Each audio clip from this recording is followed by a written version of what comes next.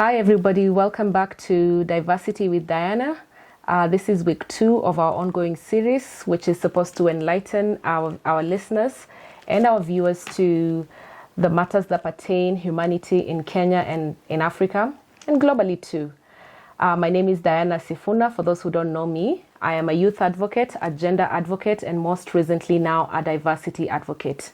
The topic today will be on humanity power. Specifically, we'll be looking at police brutality in our communities.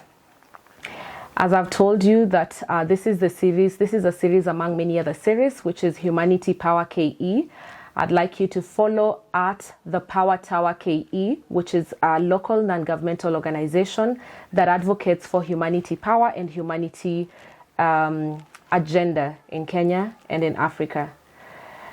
Today's topic on police brutality is not just Kenyan, it's not just African, it's not just in the United States, but it's for the whole globe. This week, we're looking at humanity power, and specifically, we're looking at police brutality. When we think of what is happening in the United States, the whole world watched as George Floyd breathed his last breath. Brianna Taylor was killed from her home, and Ahmaud Arbery was killed while out on a jog. Bringing it back to Kenya, Eric Neve, Samantha Pendo, or Baby Pendo as most Kenyans love to remember her as, and Yasin Moyo were killed in the hands of the people that were to serve and protect the public. This has made me think deeply and look inward and wonder, what is it exactly that is affecting the police forces or the police services around the world? Today, President Buhari in Nigeria has actually spoken about police brutality in Nigeria as well, in the northern states. And I think the southern states too. And to me, this also links back to diversity. When I speak about diversity and when I advocate about diversity, I'm looking at the tolerance to different views, different races, different genders, different ideas.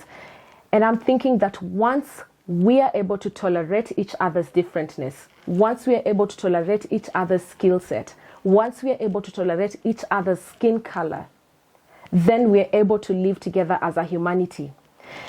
So speaking about the police service had reforms in Kenya about 4 or 5 years ago.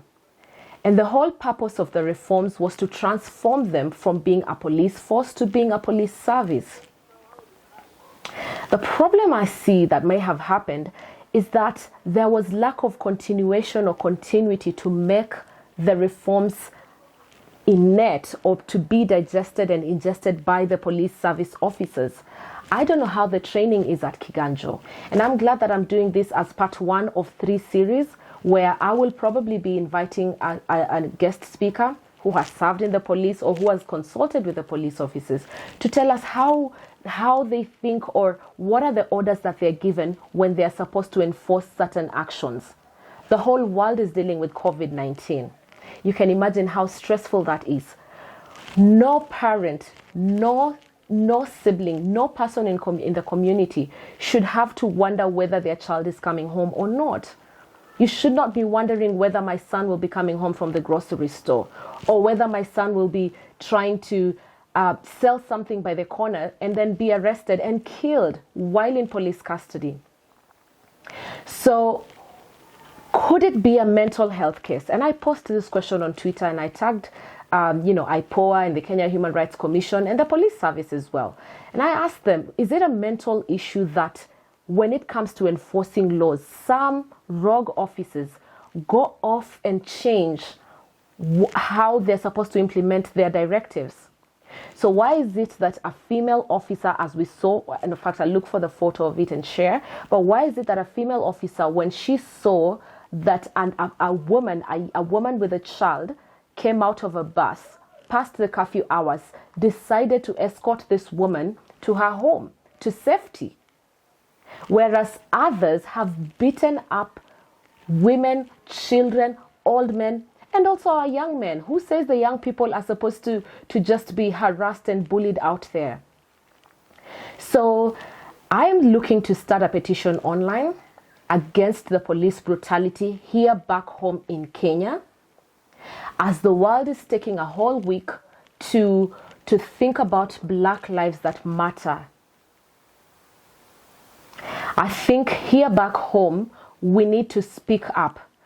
Comes a time when our silence is actually enabling the perpetrators to keep doing what they're doing. It comes a time when being quiet does not just work anymore. What is the purpose that you have as a member of society? It is your duty to stand up and speak up against any form of impunity, be it racism, be it police brutality, be it gender discrimination, all these forms, including corruption. Actually, corruption is one of the topics we will be discussing in our series. So today, I just wanted us to think about it and join me in the Twitter discussions. I will be holding a discussion on Friday where we will be talking about police brutality in Kenya. We will name the victims who have been victims of police brutality, who have lost their lives due to police brutality.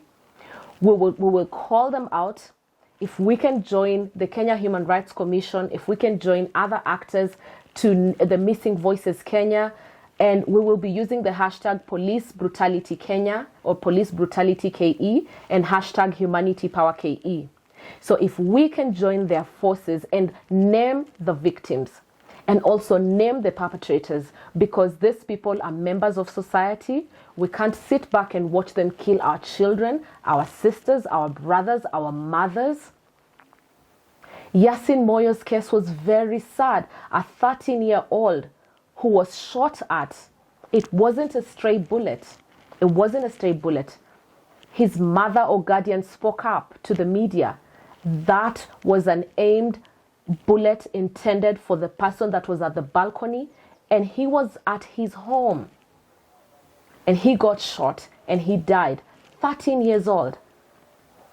So as I wrap up this discussion today, or rather this topic, this thought-provoking topic, because my platform is meant to start igniting conversations that are beyond 15 minutes on podcasts or YouTube discussions, conversations that need to take us from our comfort in the homes, comfort in the offices, that need to take us to the streets.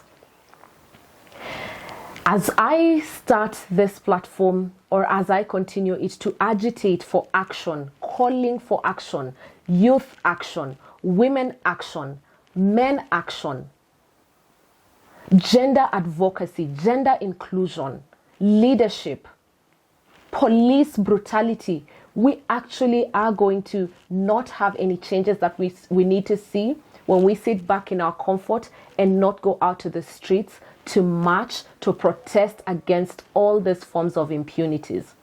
So subscribe and join me in my second series of the police brutality case. I will be having a guest there. We will be speaking about this matter, and I look forward to receiving your comments either on Instagram, on Twitter, on YouTube, at Diana Sifuna. Thank you very much.